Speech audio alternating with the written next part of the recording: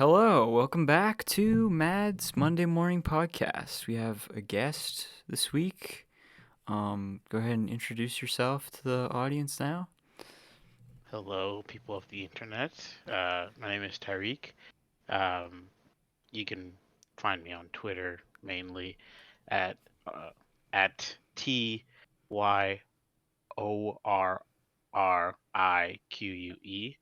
I mainly shitpost about philosophy and leftist politics. Um, I am a college student and interested in getting a PhD after um, you know undergrad, pursuing more and more higher institution SJW education. Yeah, so that's a little bit about me. Okay, and for our podcast this week, we are going to be discussing your paper on Sartre and Marx. Yeah, yeah, So, where would you like to begin with this? yeah. So I mean, I guess I sent it to you to check it out, and I remember listening to your Zoomer Nation podcast not too long ago. And I thought that conversation was really interesting. There were some points in there that I thought, I kind of considered and thought about as I was putting together this paper. Um, and where I would, where I would start, since you've kind of gotten a chance to look at it, I just want to know, like, do you have any, general questions, uh, about it, or maybe I should get the audience up to speed with the paper. I'm not sure. Yeah, I think maybe I'll get the audience up to speed with the paper, and then you can answer that question about if you have any questions. Sounds good, yeah. Yeah. So essentially, I wrote a paper um, on anguish and alienation. Two concepts from Sartre and Marx, and the essential point or the goal of that paper was to attempt to outline the role of freedom in human experience, particularly the role of freedom in labor. um, Most Marxists or most leftists, they come at labor from a economic or strictly materialist, or a very um, political science based, or all kinds of different angles. What I wanted to do was provide a kind of phenomenological or existential lens to some of the things that Marx talks about, particularly his emphasis on freedom. So, the beginning parts, I outlined what that looks like in relation to the existentialist notion of existence preceding essence. So I'm pretty sure we'll probably get into here in the discussion, and then connecting that to Marx's philosophical anthropology that he makes in the Alienated Labor manuscript. And then from there, from that point onward, I kind of just move into how this freedom that we have based off of these two thinkers' ideas end up, getting obfuscated through capitalism, and how we can embrace our existence as free beings as the potential way to see our way out of capitalism. So that's a very brief rundown. If you would like to see the entire paper in its entirety, and we'll hash out different parts of it here as we discuss. The entire paper, though, is available on my Twitter.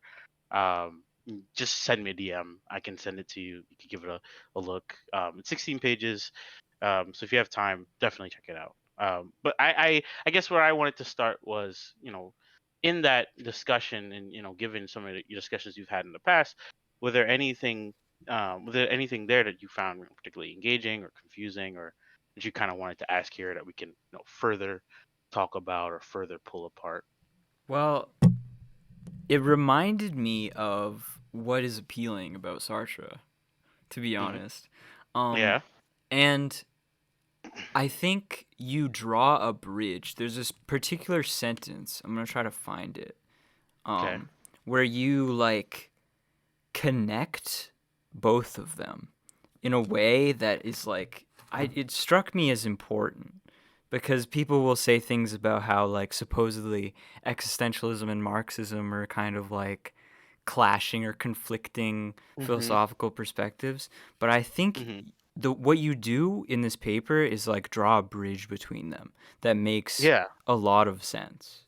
Um, yeah, that was something that I was trying to do um, a lot, and I think there's two ways that I think I might have been. I think that I did that effectively. And if you can find the sentence that you're referring to, please be sure to like let me know.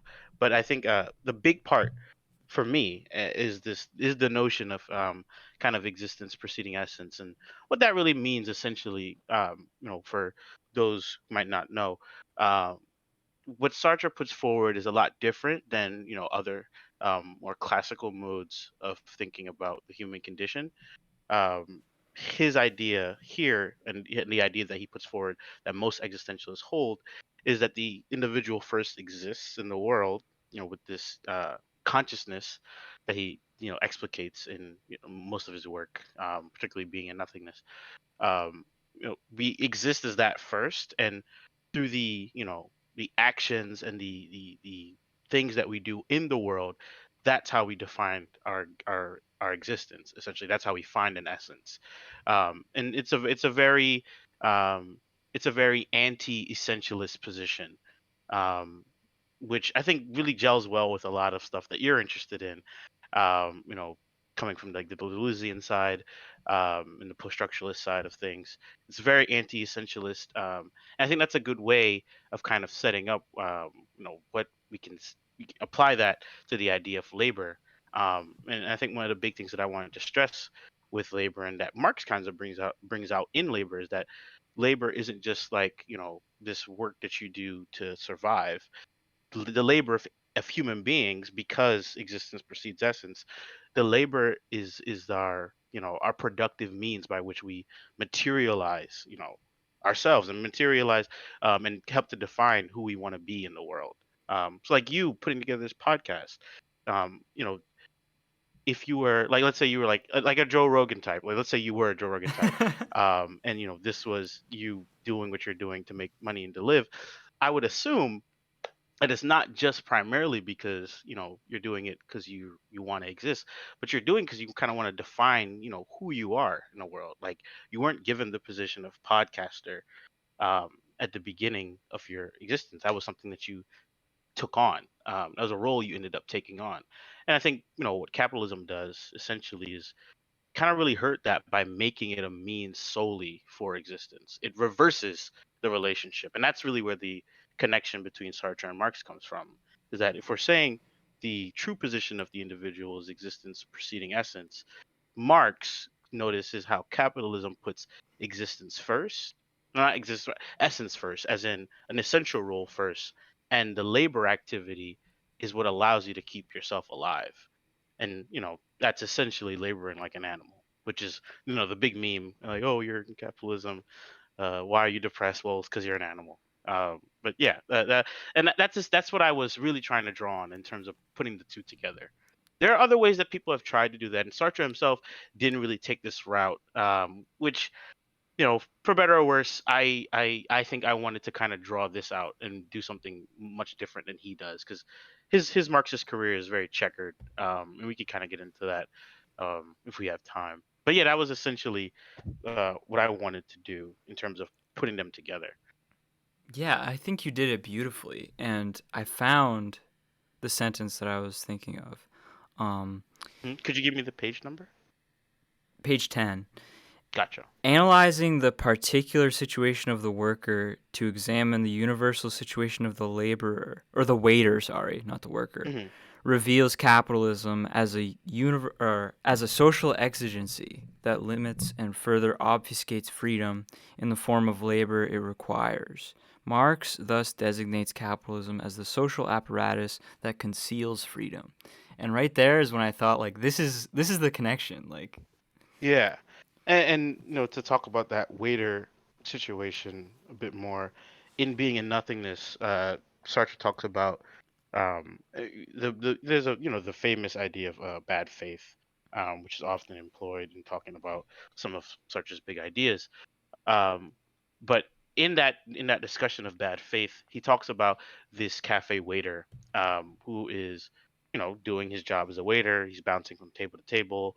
doing what he has to do, and Sartre kind of notices that the waiter is moving almost like a robot, essentially, like a mechanized thing, that regulates itself based off of some type of broader demand.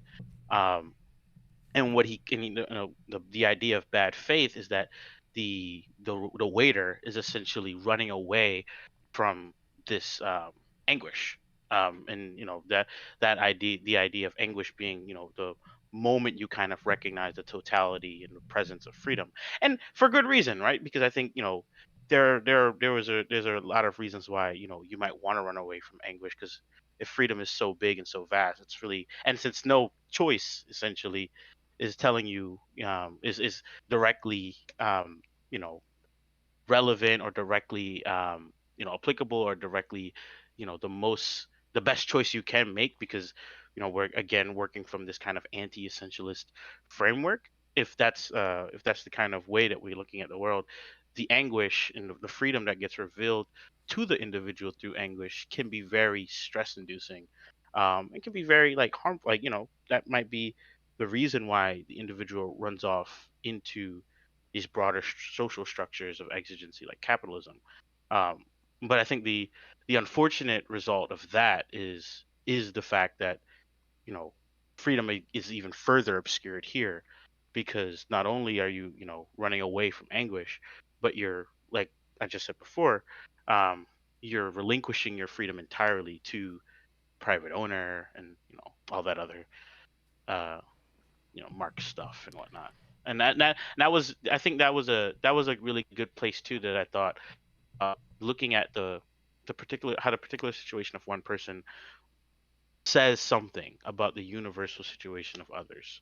Um, and that was something that I kind of really want to draw out, if that makes any sense. Yeah, that's people are getting to that point with a lot of different things I notice. Hmm. But like that anguish thing, I Hmm. I think it's Yeah. interesting. Yeah. That the realization of this sort of like ultimate freedom and sort of conditionality of everything, like Hmm. because basically what Sartre is saying is that like our human social world could all be different had we made different choices, basically. Yeah. So that realization that like none of this is set in stone, Hmm. it's interesting to me how that can be felt as a painful experience for people. Yeah. And I think that's really interesting, right? Because I tried to, and I really did try to give that its just due in the paper, primarily because, and working with the advisor that helped me put the paper together, one of the things she kind of informed me about is like, you know individuals kind of run off into these kind of structures because they don't want to face the reality of freedom. And I think that's interesting. Maybe it's because people like you and I, we are, um, I think anybody who kind of studies, like, I'm not trying to say this as a braggy kind of thing, but I think anybody that kind of studies philosophy or any type of humanities, um, are very open to the idea of freedom. Um, and there are definitely ways that kind of run away from freedom in your experience all the time. But I do agree that I think it's interesting that this kind of idea that is really powerful and very life changing, is something that most individuals run away from. And the idea that the conditions and social conditions that we have now are things that we could change if we weren't complacent in them. And I think that's primarily some of the stuff that Marx wants to bring out, as well. And a lot of people, I think I see a lot of people rag online about the Communist Manifesto, but I think one of the things that it does really, really well is, like the Alienated Labor manuscript, is show people the relevance and the role of their being, essentially, who they are, and why what they have and what they're dealing with is a raw deal. Obviously, capital is a more comprehensive look at the system that makes our existence a raw deal. But I think what the manifesto does really, really well, and what I try to do towards the end, is show, hey, if this is what your experience is like, if this is what our world is like, we should own it. We shouldn't have a system that wants you not to own it either. And I think that's what's most one of the other things that makes Marx and Sartre, very connected in that way, is this, need and call for, liberatory movements, and this call for liberation in general. Yeah, because like for me, that kind of realization Hmm. of the ultimate kind of contingency of things is Hmm. more liberating than Yeah. anguishing. Yeah. But how Yeah. does this connect? I'm interested to talk Hmm. about how um this idea connects to Marx's conception of class consciousness, because for him that seems like Mm. the solution. But that notion is also kind of contested by a bunch of other thinkers as like a kind of a bad way out, basically, because like Hmm. what class are you gonna make conscious, and is that even possible anymore in like first world conditions? Like these are all kind of like Yeah. open questions that are debated a lot. So what are your thoughts on that? Yeah. So I think the class consciousness um, stuff works in in um, in coordination with kind of the embrace of anguish, or the embrace of freedom, is what it is. And I think, if I'm not mistaken, kind of what Marx is, identifying with class consciousness, is the the role, or the point in which, members of the proletarian class kind of recognize their condition under capitalism. If I'm not correct, or if there's extra pieces to that, I don't want to like misrepresent That's Marx. basically it, yeah. Yeah.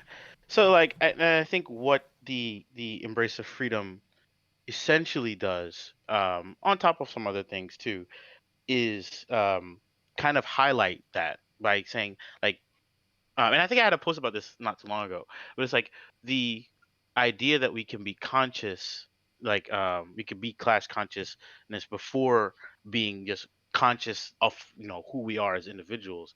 I think is a pitfall, because there's no real, because if we don't recognize why we should be class conscious, then there's no people really rallying behind the position, or rallying behind the idea of, the left, essentially.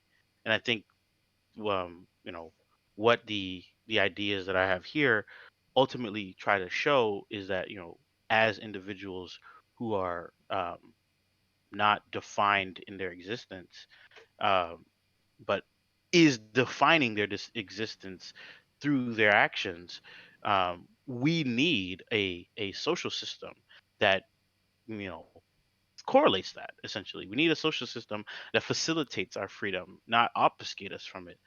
And I think that is part of the reason why I don't really see the kind of, because you mentioned earlier that there's been a lot of, people who think that Marxism and existentialism conflict a lot. But I think, in terms of taking this angle on freedom, and a lot of people do, I think, if I had to just like kind of look on, not just online, but just like in general, I do think a lot of people, when they talk about Marx, or they think about Marx, they don't really, acknowledge what he has to say about freedom, and the role that freedom plays in his analysis of the world. And I think that's where the connection lies. A lot of people get caught up in the, is existentialism idealist? And if it is, then if it's idealist, then it can't work with Marxism, because Marxism is a materialist and all that other stuff, which, in my opinion, I think is not irrelevant, not totally irrelevant, but no, existentialism is working within the realms of phenomenology.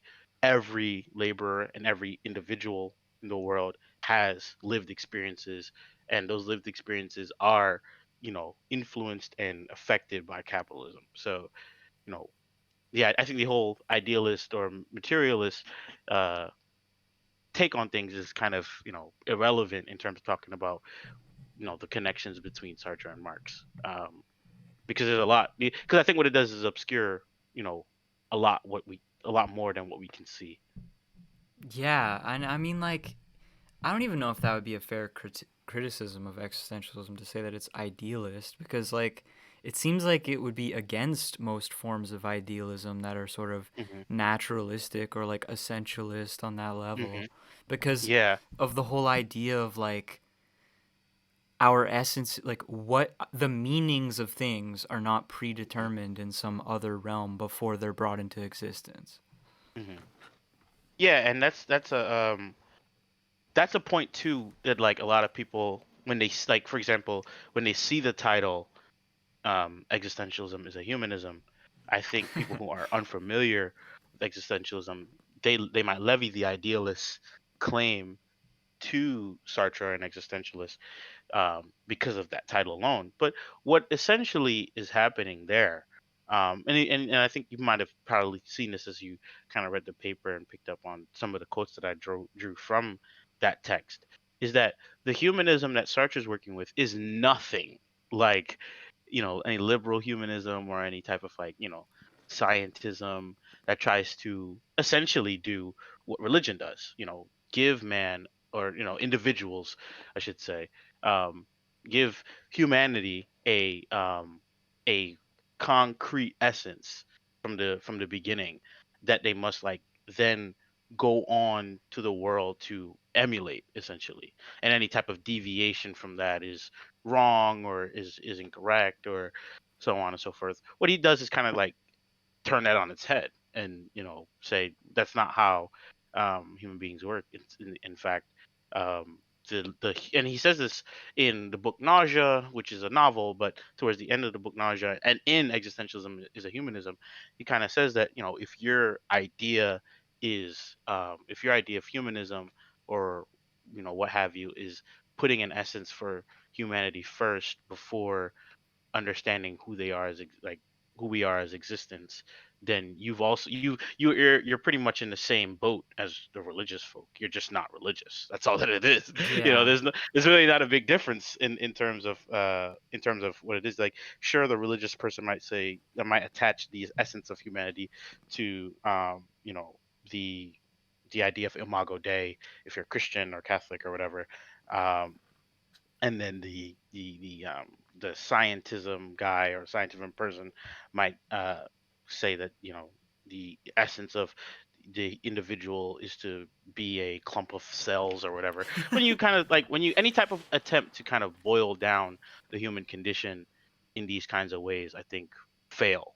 And that's not what Sartre does. And I think that's not the type of humanism that he's trying to put forward. Well, he's talking about consciousness, right? He's talking Yeah. about like Yep. the unique human consciousness that experiences things on Hmm. that level of things. Yeah. It's a phenomenological kind of humanism is what I try to tell people. Sure, they hear humanism and and I understand because there is a lot of hoopla. There's a lot of hoopla around humanism, and I think it does kind of it can throw off discourse. So I do understand why some people might be averse to the position of humanism. Well, right, because it has all of those other connections to all of those different philosophies that Sartre's not even talking about Yeah. here. But Yeah. we're just like opening so many doors here. I did want to ask you a question. Okay. Um, I did want to ask you a question, and this would be really helpful for me in terms of someone who's trying to get more into Deleuze. But like, I do wonder, like, if while you were reading this, were there any like immediate connections you can make to Deleuze and his work? Um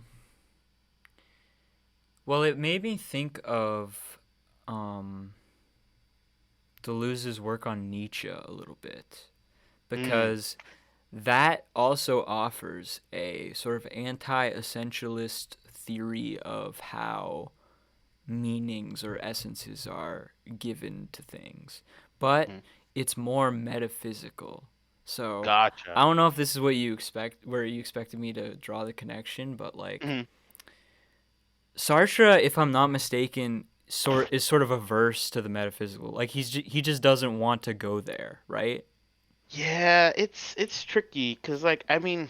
the thing is, again, he does talk about metaphysics a bit in Being and Nothingness, and I haven't read all of Being and Nothingness, so I'm not like coming out as like the Being and Nothingness scholar here.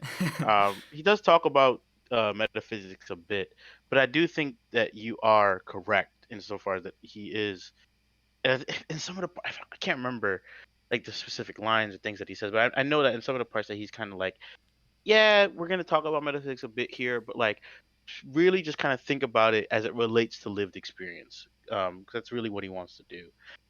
If you go to like a phenomenon, I can never say the word.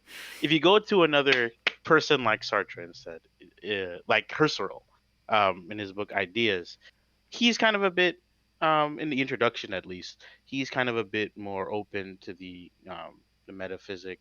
Obviously, Heidegger is in love with metaphysics. Yeah.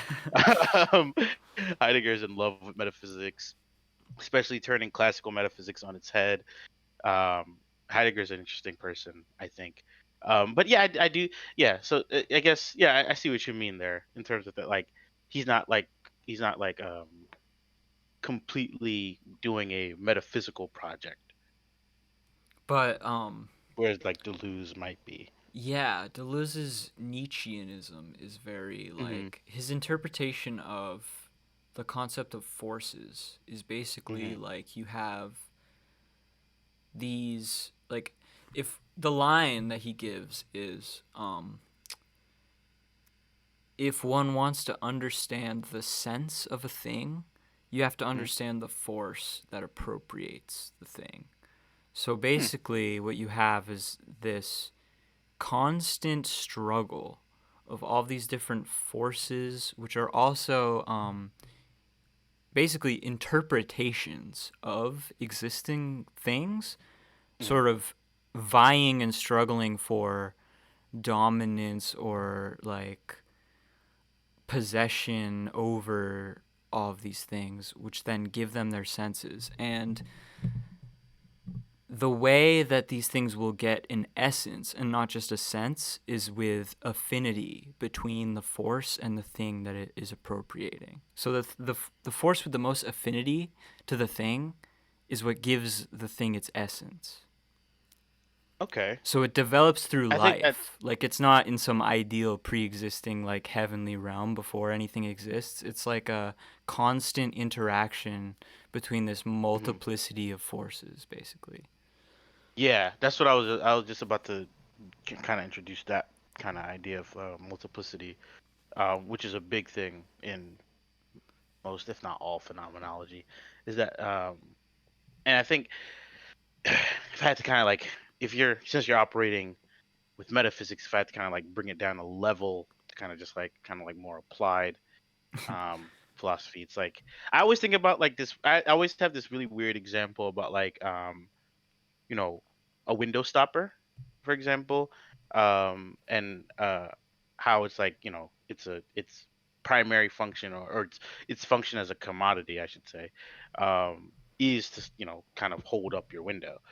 But you know, in like kind of like what you were saying with life, and kind of like what I was trying to get out with the idea of you know doing things in the world, um, the window stopper can kind of take on a different role, if you're doing it to do something else, like to swat a fly or something.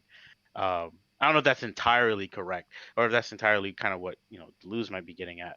Um, I think that is but I do think, actually an apt analogy for what's kind of going on there. That's an okay, yeah, interesting because like, connection.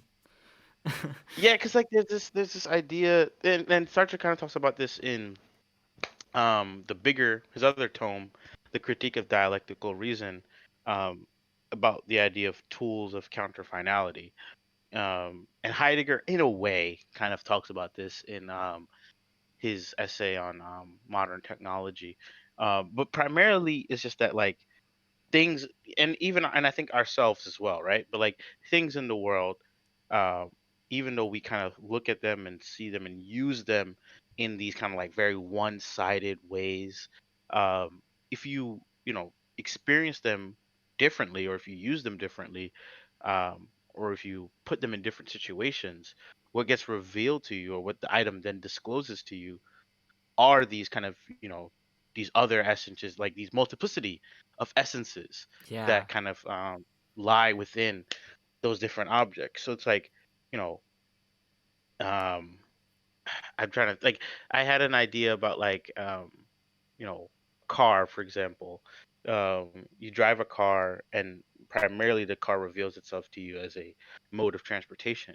But if you kind of look at what else the car does, right? Like let's say you have your friends in the car all the time, and it's one of your main places to hang out.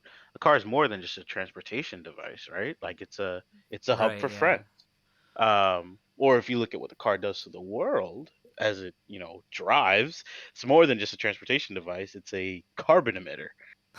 So I think like there's a and this is why I think anti-essentialist frameworks in general really work well, because I think the danger, especially kind of in the world we live in now, is that looking at things like strictly in these kind of strictly and essential ways can kind of leave us in these like one-sided ways of experiencing the world.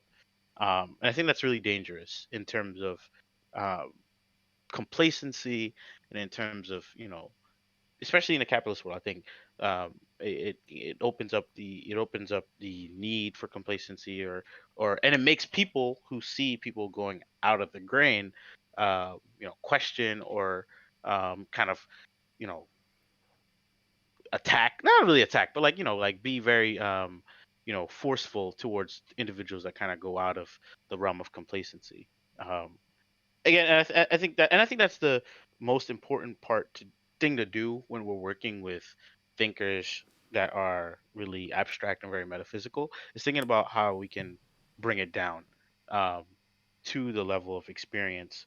Um, Yeah. not to say that the metaphysical is boring or not worth exploring. I think it is. I think it's definitely worth exploring. It's just that I think bring once you can bring it down and apply it, that makes it even better. Um, Totally. Yeah. and it opens up new ways of seeing different things in the world. Well, I mean, I think that draws another connection Hmm. because I'm noticing a commonality. Like you have Sartre and Marx and Deleuze. All of them are, they detest any kind of conformity and conformism. It's a very like anti-conformism kind of Yeah, view of things, to be yeah. that kind of anti-essentialist. Because I think if we really believe what they're saying about the world to be true, Hmm. then what you can notice, like from Sartre's point of view, is that if you view things in an essentialist lens, you're basically just completely trapped in an exigency. Yeah, and the the idea of exigency um, is the idea of exigency. I think can be interesting. One, I think kind of like what you or I might see as leftists, is the fact that like an exigency can kind of trap you, and I think that's it's worthwhile. It's like it's definitely a a way to kind of experience like a good way to explain what an exigency does, because it puts you on a plane of action where you kind of have to respond to these demands all the time. But I do think that there are ways exigencies can be useful, but insofar as that we live in this world that kind of you know prevents us or restricts us from exploring different types of exigencies or exploring different types of sets of demands that help us kind of see freedom better or see our condition better. Exigencies only work to reinforce what is already um, you know the social norms or the socialized hierarchies of the world. And what I think that does, as you kind of like accurately pointed out, is you know redefine or not redefine, re recontextualize and continue to repurpose the need for conformity, insofar as different exigencies align with the rules of that type of society that needs to be conformed to. Yes, and we have this condition now. Like, Hmm. I was thinking a little bit of how this could possibly connect to like Mark Fisher's work of like capitalist realism and all of that, Hmm. because he explains that as this like utter heightening of the naturalization of capitalism. So if we Hmm. combine that with your view of capitalism as this sort of mass social exigency, um, Hmm. like it's kind of a daunting thing. And you do a lot of like, I like what you do in the paper as well, because I want to ask you more about this.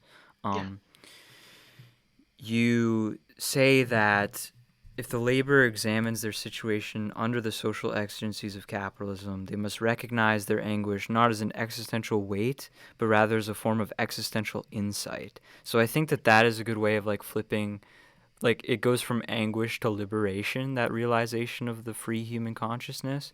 But Hmm. you do the same thing with the exigency when you talk about art, and I really want Hmm. to talk about this because Yeah. Yeah. I'm interested to like get more into this and have you like speak more on that. So like, Yeah. give us the positive example of the exigency here. Yeah. So in the paper, I might see, let me see if I could find it because I think I don't want to like butcher it because I think it's really well said. um, I was basically kind of saying how seeing your freedom as insightful wouldn't mean that we kind of like run away from exigencies or overthrow exigencies, because what exigencies essentially do is kind of help us order our experience in the world. And although that kind of dictates how we can control our freedom, it doesn't necessarily mean that the exigency itself is what's controlling the freedom, if that makes sense. Like it sounds a little complicated, but I'll kind of try to unpack it here. What I said in the paper was that, like, for the writer or the craftsperson or the musician, all of their tasks, right, are comprised or put together by particular complex relations that relate to how the activity will unfold. So if you're a writer, if you're a craftsperson or you're a musician, there's these planes of actions that you have to respond to, essentially. If you want the book to be made, if you want the craft work that you're working on to be done, or if you want that song that you're thinking about to be played, you have to respond to these exigencies or these demands. Um, but unlike in capitalism, where the demand is being shouted at you by the private owner or by the division of labor, and your need for survival, essentially, because that's what capitalism is. You're responding to these demands because if you don't, you'll die. Um, if you're responding to these things in these type of art forms, right?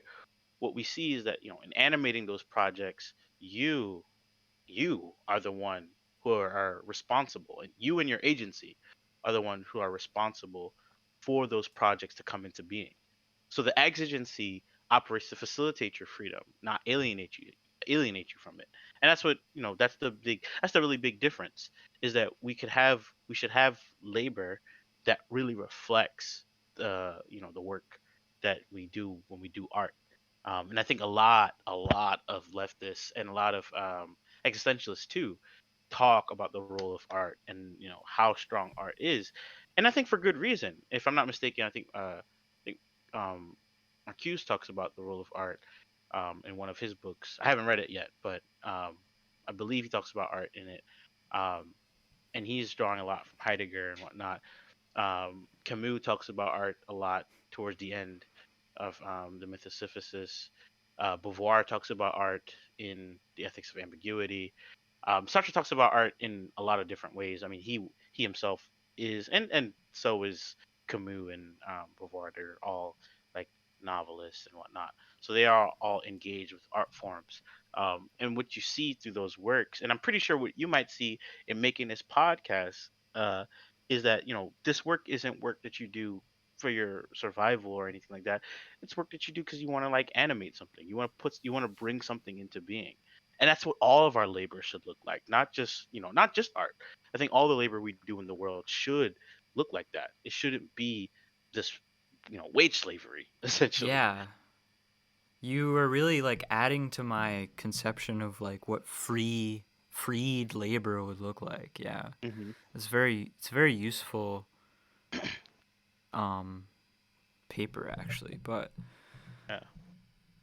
Deleuze and Guattari think very highly of art as well. Like Yeah. there's parts in Anti-Oedipus where they literally explain, like, they compare literature to like mail bombs at one point in Oh there. wow, Like really? yeah, like they view it as like revolutionary, like it's part of the revolutionary potential of desire, basically, cuz part of their Mm, conception of desire is just creation and like creativity. It's a very positive conception of desire, as opposed to like the more negative or like negative conception by mm, Lacan or someone like that. Um, yeah.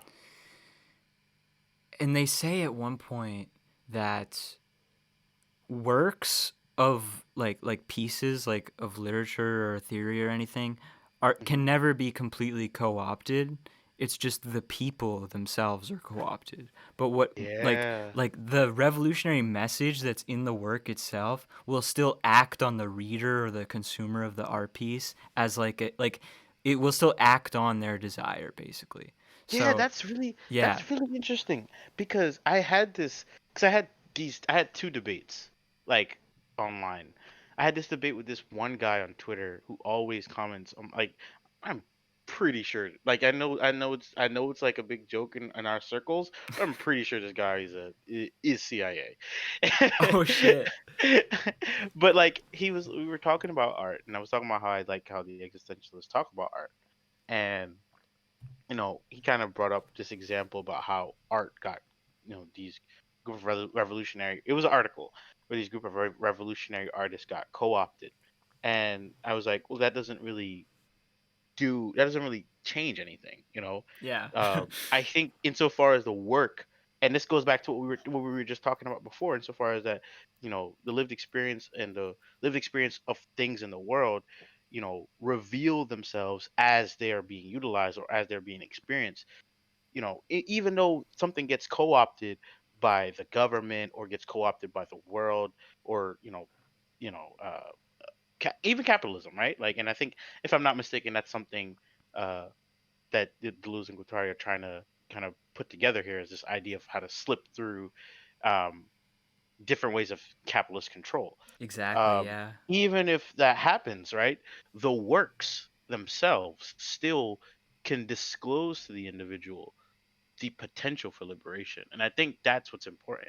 And I say this about and I say this and the other debate that I have, not like not like with any person but just like with different types of people, is that this idea that you know a lot of very like liberatory or shows or movies or songs or things in our culture essentially that have liberatory messages or liberatory um, revealings in them are undermined because they are being produced by a capitalist machine or being reproduced within the realms of capitalism, so they still kind of put out capitalist propaganda or even like conservative propaganda. Like I kind of disagree with that insofar as that I think the works again speak for themselves, not the person or the co-opting of the work. Like I Yeah. think that's what's really really important, and I think a lot of people miss that, and I feel like a lot of people miss that because, sure, I think a lot of the stuff that we consume in our culture is very very hyper capitalist, very reinforcing that idea that this is good and this is the life we should live. But at the same time, a lot of stuff challenges that, or it creates or it sets in individuals' attitudes at the very least that challenges that. And I think that's worth celebrating. That's worth highlighting. Instead of kind of just like dismissing it all as just bad stuff in our culture we should ignore. Like no, like I think there's still ways that work and art can works I should say, creation disclose to you the need for liberation. Yeah, and this is making me think about how like there are Che Guevara t-shirts that are sold, Hmm. and like you can buy Hmm. theory on Amazon and stuff like that.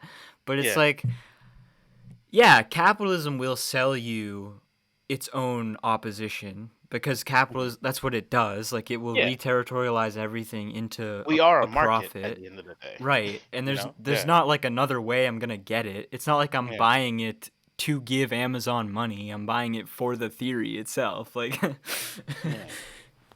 Yeah, and I think because like I know that's a big point for a lot of people, and I do understand the reason why they bring it up, and I think a it's a salient point in that like what's the why do it if it's gonna backfire. Well, I think what it does to individuals is that it gives people access to the attitudes that might be needed for kind of revolutionary movements or revolutionary events in history. And it also gives people, and at the end of the day, like I think this is a big one too. At the end of the day, it does give people something to, like, I don't know, something to run off into, I guess. Like I've been a gamer, I should say, and a gamer and an anime watcher for a really long time. So I've always been very big into escapism, and I think escapism is very important. Even if, you get escaped into stuff that can be dangerous or might not be all that productive, I do think it's relevant, and I think it's important to have. Um, sure, it does reproduce or help to reproduce, um, you know, the BS in our society. But like you said, there's no like, and I think kind of like what Fisher gets at too is like we can't avoid that. yeah, We we're can't really avoid embedded a in lot of it. that. Like, We're there's nothing we embedded can in it. do. What we can do is try to find the cracks and think about how we can work to get push our way through those cracks. Yeah. Um, and we'll do that however it is. If that even if that means buying a shake of our t-shirt so you can signal to other people that, yeah, I'm a socialist. To the if you're walking around in public and people are interested about your political positions. Oh, yeah. I mean, we're kind of, I don't know, we kind of swerved a little bit with that, but Yeah, that's I mean fine. that's fine. Yeah, Um,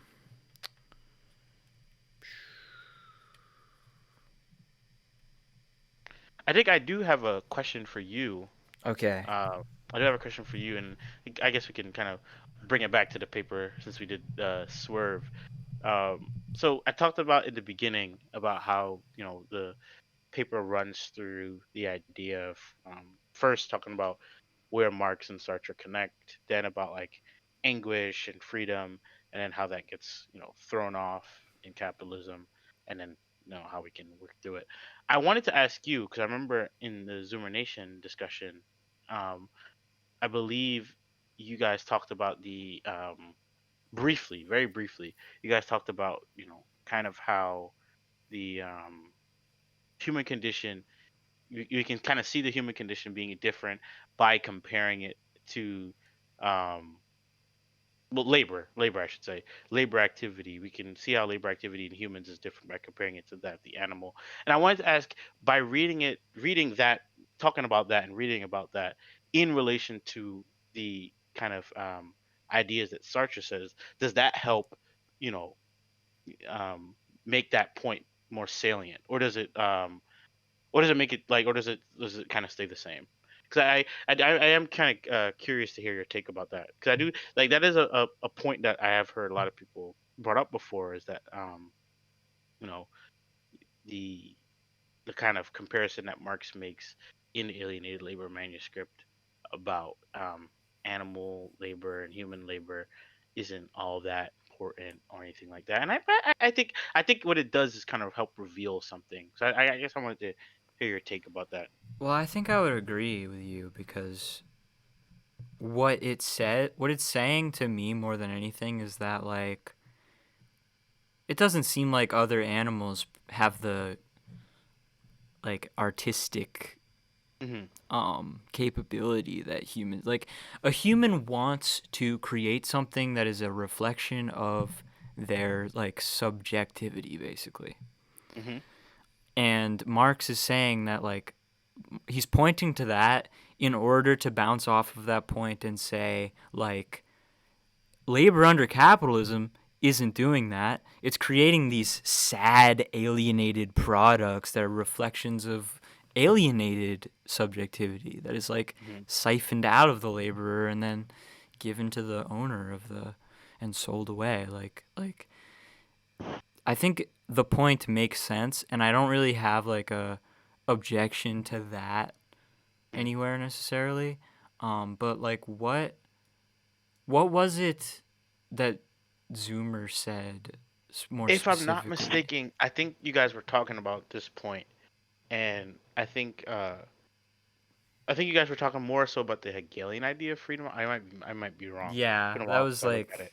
yeah. Um, but I think they had brought up, um, what Zoomer had brought up was that the they brought up the idea that this is the difference between our labor and animal labor, and I think the point you brought up was that um, if I'm not mistaken, I think you might have said that it doesn't really matter. Not that it doesn't matter. I think you had said something along the lines of we can't really know for sure Oh yeah, I said how. yeah, Yeah, we don't we know can't know like for what sure how systems they have. animals are laboring and what systems they have or whatnot. So I yeah, my question kind of was this like, does that point still stand, or is it not? Does it still stand, but does it not take away from what I'm saying? Because I think you're still right.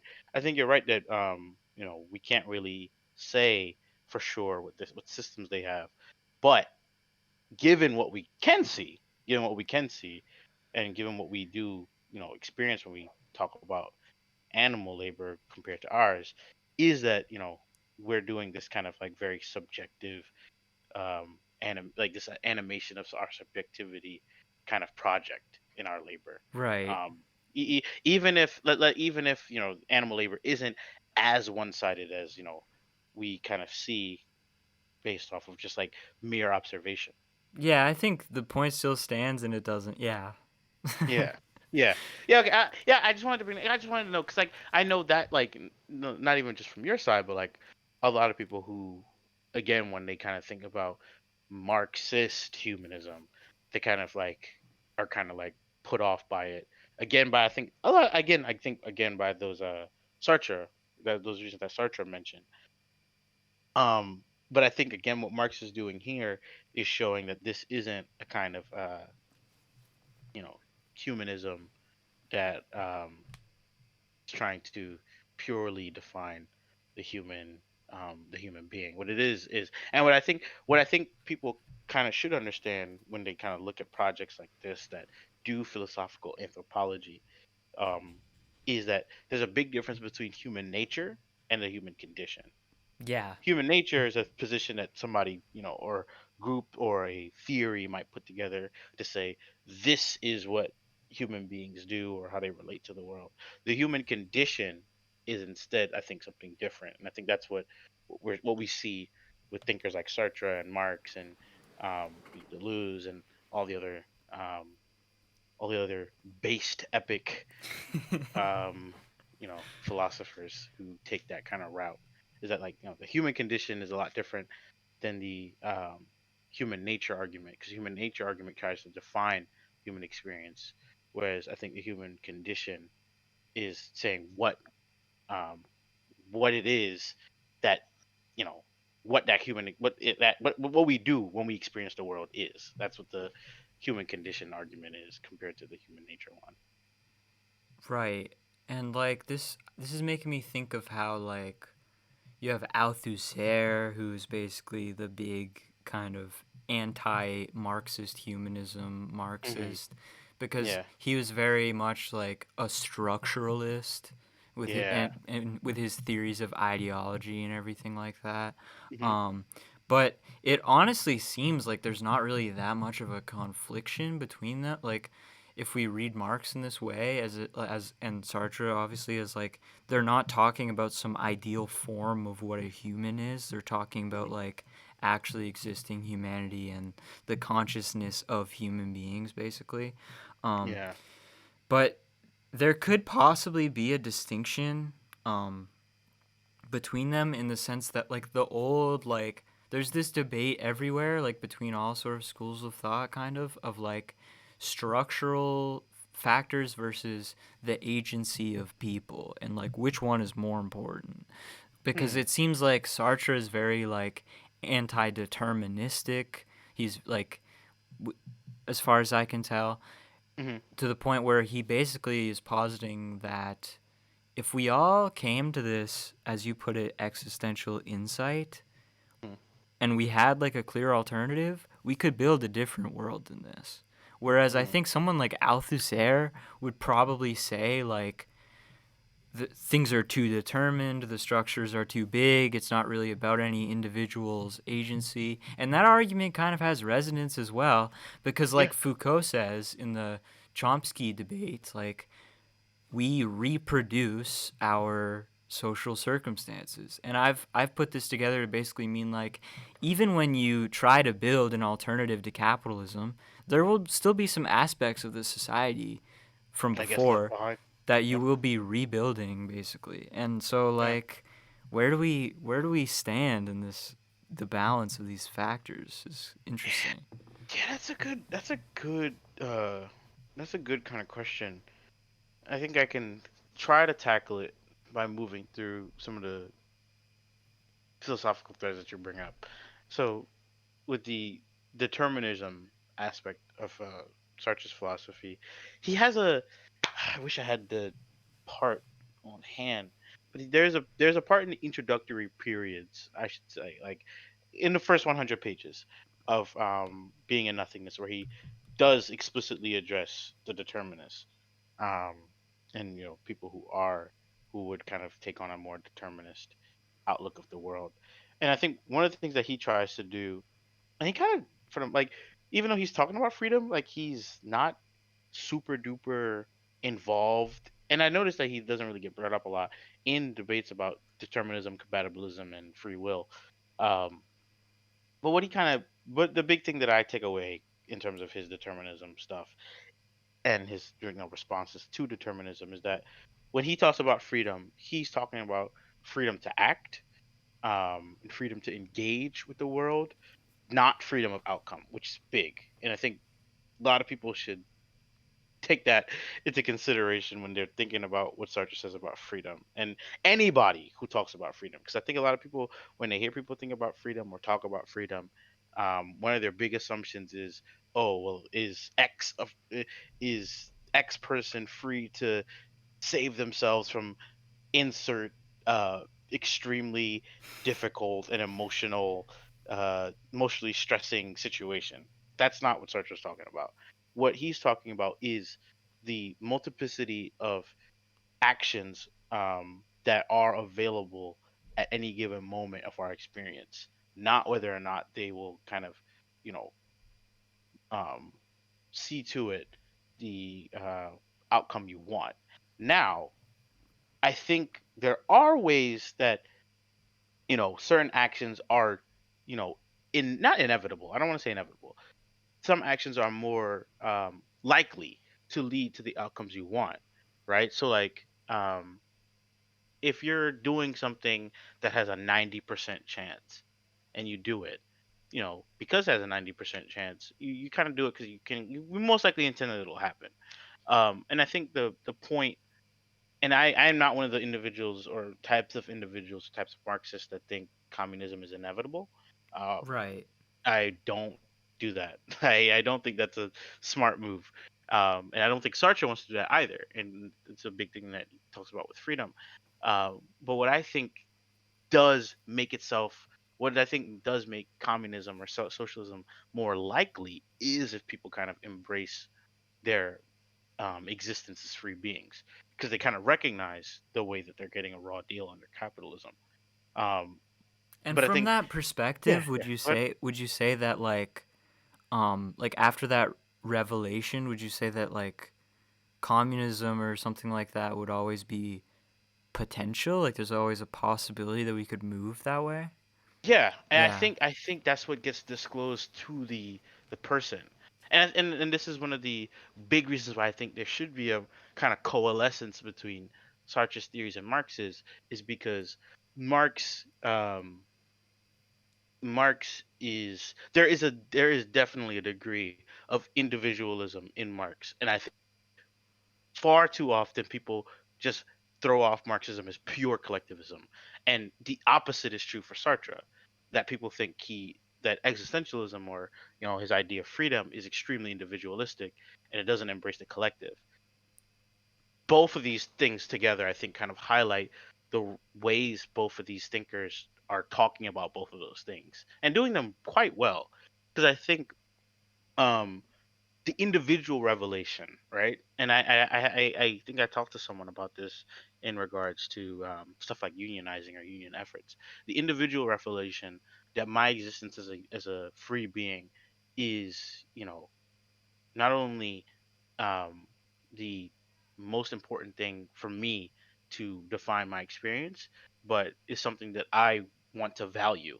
That individual revelation is something that I think the individual can then disclose to others that, hey, this is our this is who we are as human beings, or this is kind of how we can think of ourselves as human beings, and this is why this is important for us, and this is why we should kind of try to run away, or not run away, try to address, not run away, sorry, address a system like capitalism and address it effectively, because we're not getting the we're not reproducing, to kind of use the language you were talking about with the Foucault and Chomsky debate, is that we're not reproducing a society that reflects who we are and what we exist to do.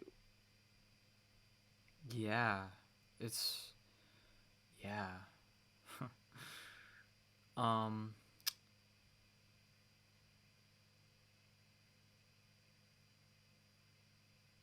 so basically, like,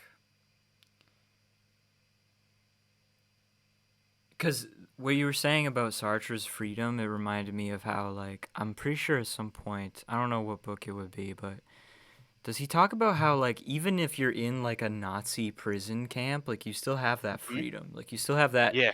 choice to act however Hmm. you may. And would that extend to, like, you have the freedom to basically, like, interpret your imprisonment, like, you have that kind of, you can Essentially.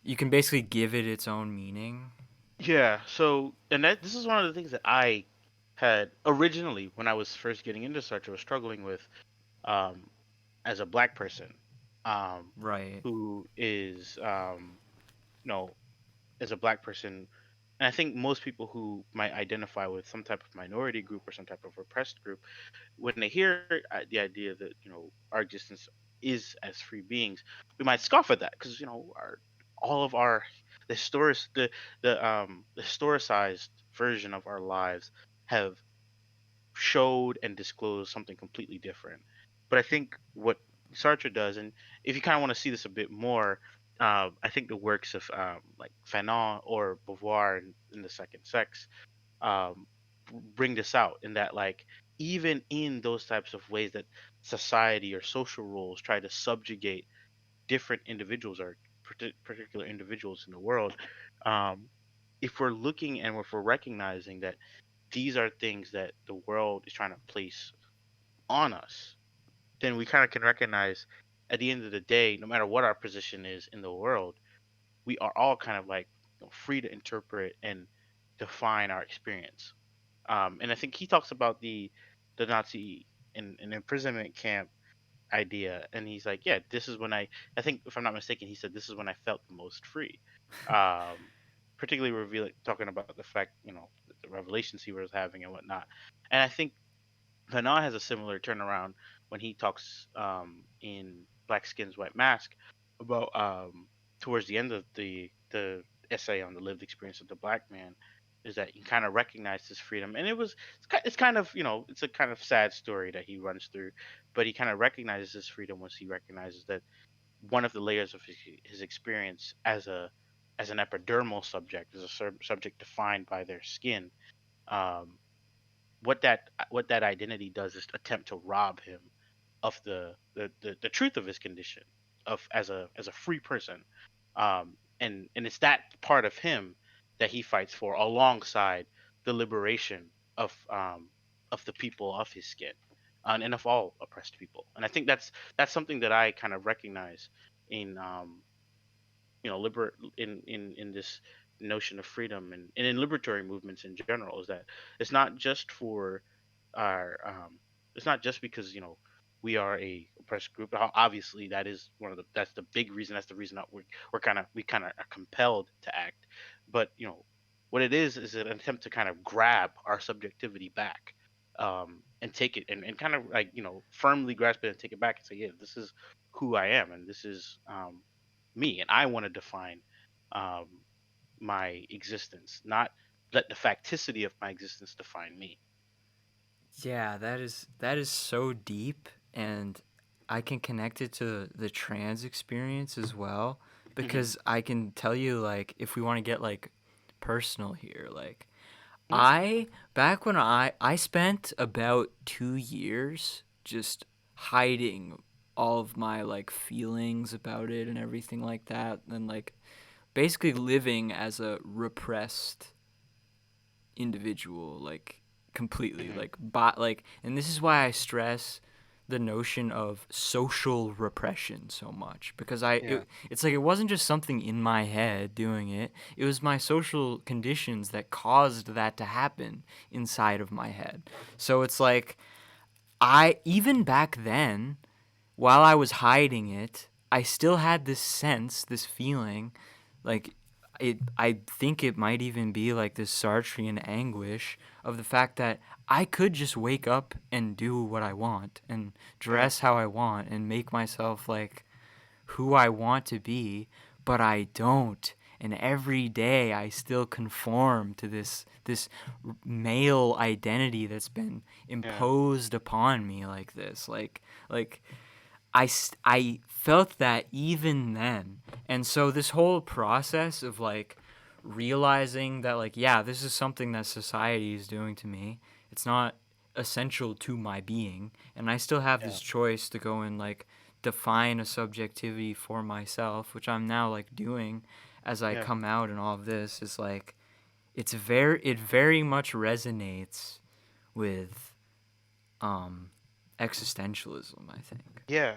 And I think that's really, I think that's really big too, is that, and I talk about this in the paper, is that is that the if we look at the waiter, right, and we talk about how the conditions that are necessary that make a person a waiter, whether you're a person in a town who needs a job, and you know a waiter position is the closest thing you can get, or whatever condition that makes you fall upon the idea of being a waiter, um, systems that kind of like reproduce bad faith, right? Like where you're living in this way that you recognize is not you fully embracing your freedom, or you embracing your freedom to the fullest of your capacity.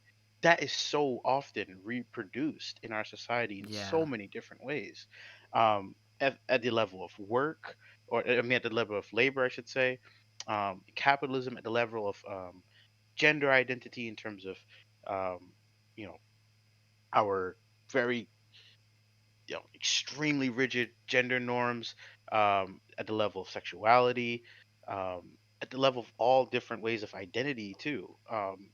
That it's reproduced in so many different aspects in our society, that I think there are these social conditions that reproduce bad faith, um, and I think that's what's so terrible, I think, about our world. Is that, like, aside from all the explicitly bad things and violent things that we do all the time, is that we kind of like reproduce ways that make people experience themselves in these kind of complacent ways of being. Like and if I kind of have to give my own like personal story, Yeah. as a black person, um you know growing up in like a city or whatever, uh, I've had experiences where my uh, being defined, um, who or what I could be. I remember I was applying for high school, and I wanted to go to one of the best high schools in my neighborhood. And it was the only high school I wrote a letter for. It was the only high school I wrote a letter for. Um, and I'm glad I didn't end up going. but it was the only high school I wrote a letter for, and we sent it, and I sent in an application, and I never heard from them. I heard from all the other schools that I applied to, um, and my mom called the school district and say, "Hey, my son hasn't heard from these people." The district told me back, "Oh well, where does he live? Not my name, not what school I go to, not anything. Where I live, um, and the type of neighborhood that I live Right, in." yeah. And she after she said that, she's like, "Oh yeah, well he didn't get accepted." Wow. Um, and it was in that kind of moment that I think that was one of the big first moments in my life that I had ever kind of experienced the world trying to define um, me and my potential, essentially. Because I knew who I was, and I know who I am now, right? Like I Yeah. knew I was a intelligent person. I knew I could do well at this school if I wanted to.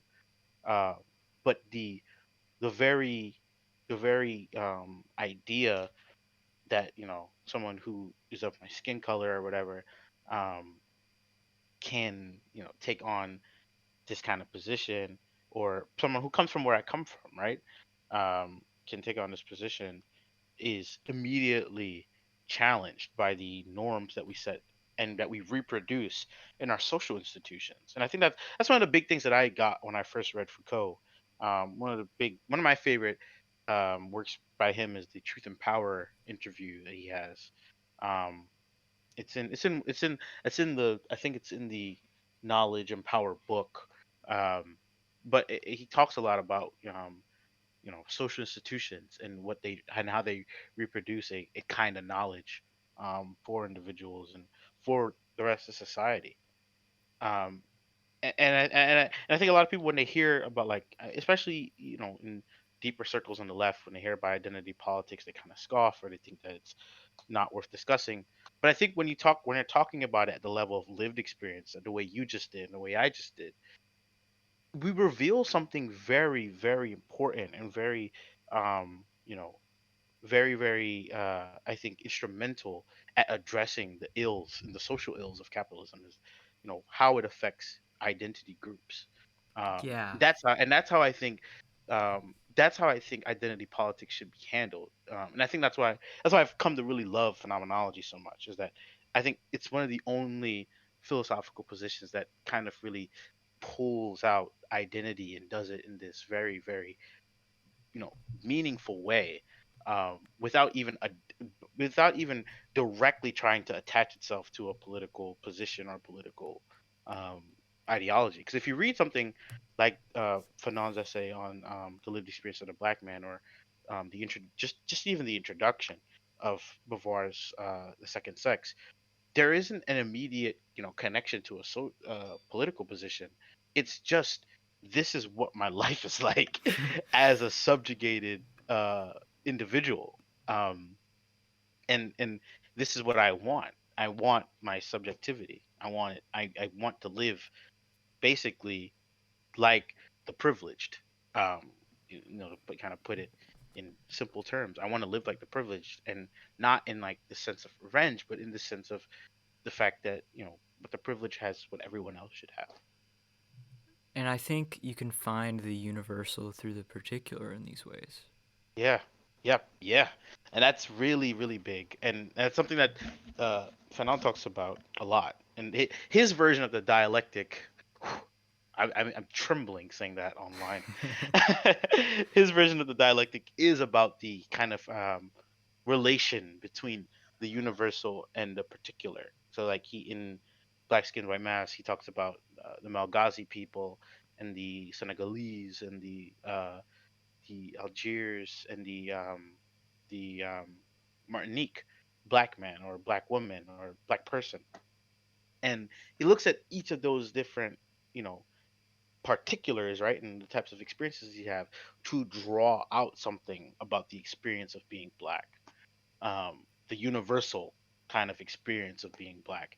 And I think you could do this, and I think this is something that instead of running away from, leftists should be thinking about, um, in not only in identity, but in kind of in labor too, like I tried to do in the paper, is that this one particular position of the waiter, what does that say about labor overall? under capitalism.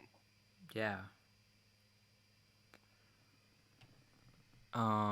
Would you like to cover any more from the paper itself? I'm trying to I can give it a quick run through. I think we talked a lot about anguish, and I think we could kind of attempt to maybe we could attempt to wrap up by talking about the alienation part.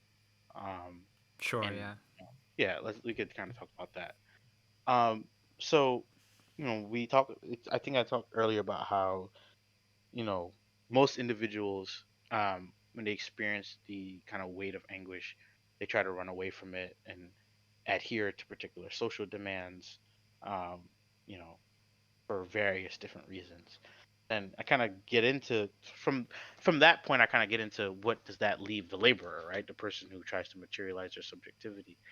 Well, under capitalism, what that leaves you is in a system that reverses the human condition. So I know there's a lot of different versions of thinking about or talking about alienation, but I really wanted to focus my read of alienation as this kind of reversal of the human condition. If we're saying the human condition is existence preceding essence, and then and I kind of talk a little bit about like what that ends up revealing in the long run. Um, so yeah, that's kind of what I wanted to talk about in terms of alienation, and we could kind of discuss that a bit further if you'd like. All right, yeah. Um, yeah, so like so in the paper, I there's this really good quote. I think this quote is really cool, not only not just because of what it does, but just like thinking about it in relation to Sartre. There's this quote from the Alienated Labor manuscript where Marx says, "Alienated labor reverses the relationship in that man, since he's conscious being, makes his life activity, his essence, only a means for his existence." And I'm like, this is like before Sartre, right? Like way before Sartre. And like and I'm like, not only like is he kind of like skipping the existence preceding essence, I think Marx is kind of almost saying that like, man, it's like self-evident almost. Not like maybe not self-evident, but like it's so obvious that like, you know, we are the ones defining our experience. But capitalism and like the alienated labor that gets reproduced through it is really reversing that. And that's what for me alienation is that like if we're talking about you know freedom from before, like how Marx and Sartre connect, if we're saying that that kind of like conscious life activity is the productive means by which you kind of materialize your subjectivity, then alienation, right, or alienated labor, since it's being you know since it's not really a materialization of your subjectivity at all, um it's the experience of freedom as a lack, and I think that's really big. And it adds like a phenomenological dimension to Marx, Yeah. um, in that like, you know, it's not just like these. I know people like to mainly focus on the alienation from self, alienation from work, alienation from world, alienation from others, which is all true. But if we think about what all those things say, like, and what they reveal when you put them all together, is like this is a phenomenological issue that capitalism is kind of like making like or reproducing. It's Yeah. reproducing this phenomenological issue of alienation. Um, and I even tried to throw in like the popular one of the popular arguments among many is that like it's not it can't we can't say it's no freedom because you chose to work, you chose Yeah. to work or you chose to work or you choose to do that there. And I'm like, there's two ways you can really address that. And I think the first obvious way is that you're not choosing to work, you're doing it because, again, if you don't do it you'll die. Right. If you don't do it you'll die, there like or you'll be. And we have social reminders in the lack of housing or the lack of placing for homeless people. We have social reminders in our lives that point to us, say, hey, if you don't work, that's what will happen to you. Yeah. So it's not just that, it's not like in that way it's not freedom. And it's not freedom insofar, and I think this is the big part, insofar as you're producing for someone else. And whether that be like a palace or a beautiful work of art, not really a beautiful work of art. Well, yeah, we can kind of unpack this a bit more, but like a palace or a beautiful work of art or whatever, um, even though those things might disclose, like we talked about before, revolutionary attitudes or attitudes of liberation, the worker, that individual who does that thing is experiencing that as a means for existence, not as a materialization of their own subjectivity, despite what good or what social good it might reproduce. And I think that's like, I think that's a bad model, because there Yeah. isn't, like, there, like, even though, like we said before, there are like works of art or beautiful works of art that do these great things, insofar as that thing is being experienced by the laborer, right? If we're talking about the laborer as a kind of like a phenomenological subject. Insofar as that's not what the laborer is trying to animate, then that laborer is being robbed essentially of their freedom. And I think if the laborer had their own freedom, think about the even greater things that they could convey in their work, right? Like Yes. if it wasn't being like so draconianly strangleheld by the private owner to say, hey, this is how you're gonna make this thing, and this is how you're gonna do this thing. And this is why, like, I'm not like one of those leftists. I don't take the Richard Wolf route and say that you know socialism is uh socialism is all unions or whatever, like pure, like universal unionization. I don't think that is what socialism Capitalism with is. worker Yeah, co-ops, yeah. yeah. I don't think that's what it is. But I think the I think what unions or worker co-ops reveal is very powerful. I do think that. I genuinely do feel that way. I do think that, unions, insofar as that they are attempting to kind of like help the laborer be at the forefront of their experience at the workplace. I do think that that's really powerful, and I think that is a good step in the right direction. I don't think that's where things should end, but I do think that's a good step in the right direction. I think that's something I kind of just wanted to bring up, thinking about um, alienation from the work that people make. And I think the big point for me anyway, and I think the point that a lot of people don't bring up when they talk about alienation is, I mean, people meme about it, but I don't think people really unpack it. Like, is the fact that laboring in this way kind of strips us from the uniqueness of our being, and it reduces us essentially to the level of animals in terms of what we can empirically see from those animals, right? Like, it reduces us Oh to that yeah. level of like one-sided way of being. Like, look, no matter how beautiful you might think a dam looks, that beaver is not producing a dam for any other reason than to make sure a bobcat doesn't, like, well, not a bobcat, whatever, like semi-aquatic.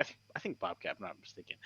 Make sure that some predator doesn't eat them. That's why they're Right. doing it. Yeah. No matter how cool no matter how cool um of work that I might do at a job or whatever, or no matter how tasty the burger I make at McDonald's is, I'm not doing that because I think it's cool or I think it's something that I want to do.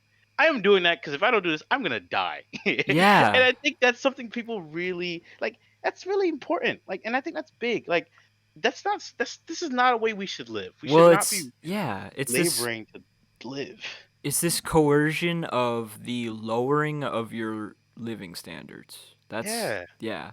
And Yeah. this perspective Hmm. adds such a cruelty to the justification of capitalism that it's just human nature, doesn't Yeah. it? Yeah. Yep, yep, yep. That's huge. Yeah, that's huge. And I hate is that's so big, right? They're like, hey, capitalism is human nature, and I'm like, really? Do you really think that that's true? This is human nature. Like, and I think essentially, whenever I hear the human nature argument, I'm like, you're trying to devalue essentially the human condition. You're dehumanizing all of us when you Yeah, make that argument, because I don't think the human nature is kids in sweatshops. exactly. I don't think that's human nature. I don't think, like, if I had to put forward like a human nature thing, I don't think that that's what we're put on Earth to do. That's insane. That is absolutely insane. Yeah, it's such a bad argument, and I just want to like, I honestly kind of want to make a video at some point that's just against that argument. I'm interested in. I would definitely be interested in checking that out if you make that. But I've also been interested in addressing the human nature argument again, kind of again from this kind of angle. Um, but I think even like like a more like anti-essentialist, like if we're taking again like the anti-essentialist route, Yeah. at the anti-essentialist level, if there is a human nature, what the hell is it? Like, what the hell could it be if we're all doing these different, like, if we're seeing in every experience we have with other individuals how different the world unfolds itself to those individuals, and how different it unfolds itself to us in comparison to them. There is no human nature. I don't, at least I don't think there is. What we have are these conditions, and you reproduce through those conditions what you want for yourself. And we should have systems that allow you to do that well, Yeah, not that try to like facilitate that. hide you. Yeah, not try to hide you from this, like, and I think that's the idea of alienation for me, is that kind of alienation from that condition. Like, it's almost like if capitalism is like, hey, you're like a really, you know, unique uh being, like, at the like purely ontological level. You're a very unique being. I don't want you to recognize that. So I'm going to like put all this weird BS in in your view to block you from becoming this, whatever you want essentially. Yeah, and like even in people's dreams, like even in Hmm. people's aspirations and like the way that they think and in their imagination, like it invades to Yeah. that level where it's like Yeah. can't even imagine an alternative most of the time. Yeah. And like I think that's why I think it's really powerful that like people like Fromm or people like Marx refer to labor as like labor power, um, or refer to like, and when I think about labor, kind of from that like, you know agency lens, or lens where you're kind of materializing your subjectivity, I think that's really powerful because I think there is power in your freedom, like, and I think in the things you can do with that freedom, like labor power being one of them. But I think there is like this really strong power that you have in your experience. Yeah, and I mean like now I'm thinking because I think I remember oh yeah, on page 5 of your paper, I was thinking of Nietzsche with the sort of dead and passive man, the like Hmm. that sort of just acted upon, and then the sort of like reactive instead of being like their own active subject. Like Yeah. there's a Yeah. connection there as well. Yeah, I'll definitely have to check out that Nietzsche and Deleuze book. I think I'll check that out for It sure. would probably be It's an been interesting read for you. Yeah. Yeah, it's been recommended to me before, and I think it might be a good place for someone like myself to get introduced uh to him with. Um but yeah, I do think that that's like true insofar as that, like, insofar as that we're not these kind of like, um actors acting on our freedom. What are we? We are kind of, we end up experiencing ourselves reduced from the very you know the very potential that we could um animate, or the very potential that we could be, essentially. Yeah.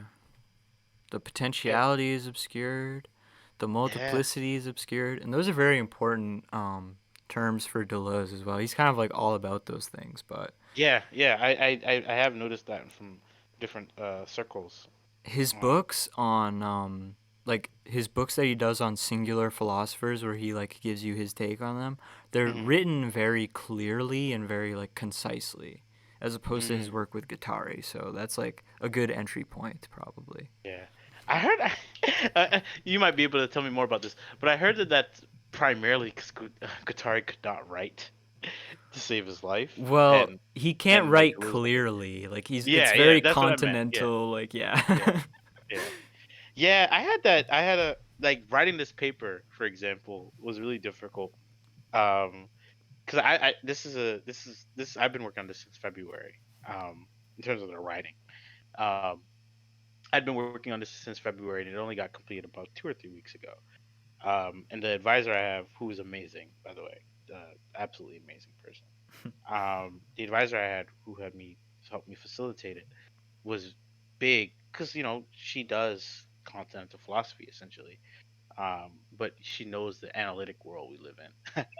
And one of her biggest pieces of advice, and something that I'm still trying to slowly work with, despite all the stuff that I read, is making myself kind of in that kind of like clearer, more like I guess more analytical way, but tackling and unfolding the ideas of like continental thinkers, um because I think their stuff is important, and I think that to be quite frank, I think what they do is philosophy. I don't I Right. Not that what analytics do isn't philosophy, but I think what continentals do is a lot more at the heart of what philosophy is for me. That makes um sense. Yeah. yeah, like I do feel that way. But I do think there's value in the way continentals write and the insights that they bring to, and I think as of late, in particular different kind of circles, you do kind of see this attempt to work the two out together in this kind of way. So I guess I can't fault Gotari too much, because I'm in the same boat. I'm still trying to learn to write clearly. Yeah. Same. Definitely Yeah, same. yeah, Um. But I wanted to get back to because you were mentioning the because Marx has his conception of like moving into communism or socialism as basically yeah. like we will actually be more productive, quote unquote, as a Hmm. species, Hmm. and people's individual creative capacities will be activated and facilitated more, especially with your model of like the positive exigencies and all of that. Yeah. And I think this connects to this sort of great man myth of capitalism that we also live in as well, of like, Mm. oh, Elon Musk is a genius and like Mark Zuckerberg Yeah. and all these people are like there's only one of them, but really what it is everyone else's individual creative capacities are being stifled and obscured to them. Yeah. That's interesting. I didn't even think about that. And I think that's big, because I do think about like for example, the people who rally behind those individuals, right? Like the people who rally behind a Elon Musk type. Yeah. I think about all the time. Like, not only do I think that like they're weird and kind of pathetic, not only do I think that, but I also think like you could be what you want. You could, if you think if there are traits in Elon Musk that you find valuable for whatever reason, you can do that.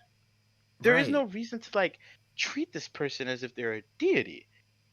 Like there is no person like there is like this is something you can cultivate in yourself.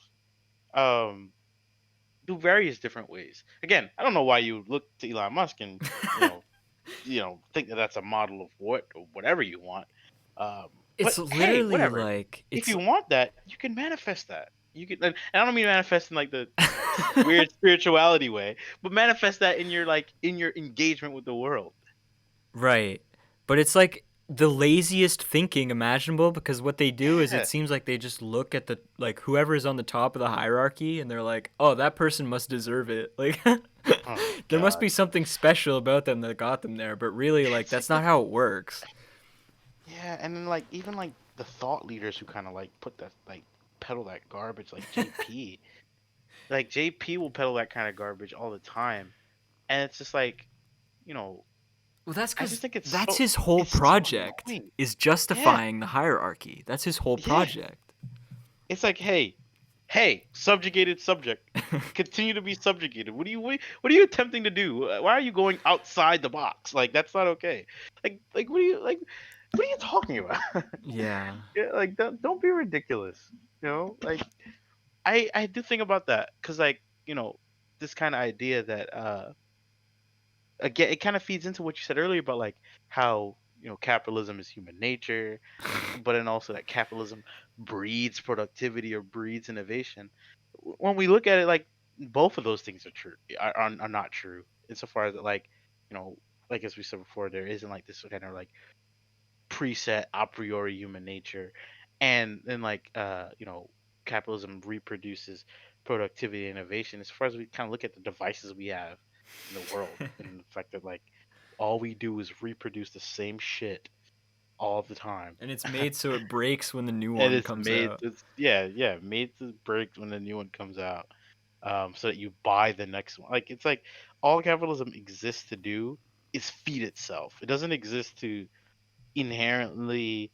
And then even like, isn't most innovative? Like, if I'm not mistaken, isn't most innovative stuff done on the public sector? Yes, all of Like, those it's not even. technologies were developed by the government originally. Yeah. Yeah, a lot of our big like breakthroughs and technological research and whatnot uh is very done is most of it is done on the public sector. There is like a way that I do think obviously there are obvious ways that technology affects us in relation to capitalism. And I think a good really good essay, ironically, ironically a really good essay um is from Heidegger, the Nazi, right? Like the Nazi guy has a good essay, um, and it's again that essay on modern technology. It isn't explicitly anti-capitalist, but there are definitely ways you can unfold anti-capitalist sentiments from it for sure. That makes sense, yeah. Yeah. Just got to repurpose them away from Nazism. Yeah, and Basically. this is that's something that I think is important because like I have people who like because like look, and I always say this, I'm a philosopher first. I like philosophy first before I am a you know kind of leftist or like left political kind of person. Yeah. um I'm a philosopher first, and I think I do see a lot of times people on the left try to kind of like not devalue but like throw out the ideas of like older thinkers because they're not in line with their political beliefs. And I'm like, you are doing yourself a disservice. And even for like even for the very weird and like super conservative stuff that like um the Greeks put out, for example. Yep.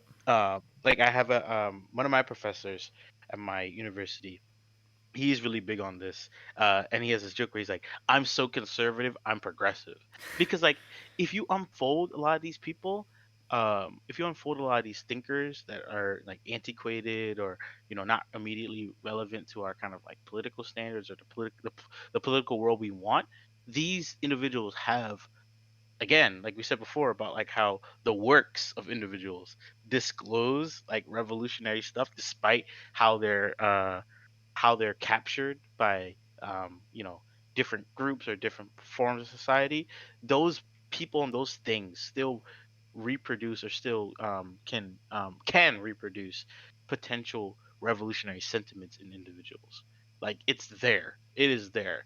And I think you really hurt yourself by attempting to just dismiss it as stupid and old and unnecessary, because I'm like, you are missing a lot of really cool stuff. Terry Eagleton, I believe, literary critic, is a kind of Aristotelian Marxist, and he comes to a lot of interesting conclusions that he wouldn't be able to come to if he didn't kind of unfold the arguments that Aristotle makes. Yeah, like you gotta Yeah. be creative and like Yeah. try to Yes. make something new instead of just Yes. sort of being a herd animal to an ideology. Like, Yes. That's what I always stress. I'm like, how can you be a leftist and just simply let I always say you can't be a leftist and simply let conservatives swallow up these thinkers into the idea of the West. Like right. we have to show them that this idea of the West that they have doesn't even conform to the thinkers they try to claim. Yeah. That's what we got to do. We can't just let them you can't just let them take these figures and not like show them why they're stupid. Like, come on. Like that's easy pickings. That's really easy pickings. And I think people let like obviously, the justifications of slavery and the justifications of you know very misogynistic and hierarchical thinkings of gender and mainly gender. Gender ideas are bad, and we should critique, but we shouldn't let what they have to say about like metaphysics or truth or justice. Justice is a big one, I think. We shouldn't let what they have to say about those things obscure. Um, we shouldn't let what they have to say about those things be obscured by the fact that they do fit in line with some. They do fit in lines in some ways to the narrative or the idea that conservatives or reactionaries might have. Yeah, and I think it's important as well to sort of be able to read something that you don't agree with and have like a critique. Yes, yeah, a good critique, yeah. Not Because it just the develops this your is own bad because I mind. hate it. It develops your own like work as you do that. Yeah, I was looking at your you did a video a while back. I remember it because I was ordering a Subway sandwich and it was taking forever to come. Um, but I remember it because of that. But you were talking about JP fans, and like I just found the way, like I found the way you were talking about Jordan Peterson to be so compelling, because it's not just like it wasn't just kind of like what we were just saying.